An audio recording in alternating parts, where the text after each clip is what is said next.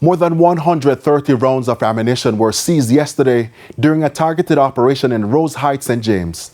The operation was led by members of the Jamaica Constabulary Forces SWAT team from the Specialized Operations Branch. Head of the JCF's Corporate Communications Unit, Senior Superintendent Stephanie Lindsay, says the police will be relentless in removing illegal weapons from the hands of criminals.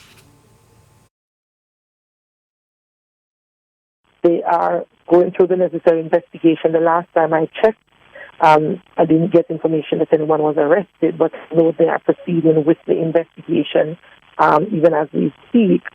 So they continue to see that. And I mean, just the previous day, there was a similar seizure of a number of assorted rounds of ammunition and 2 legal firearms in St. James as well. So the push is on to rid the streets of illegal weapons.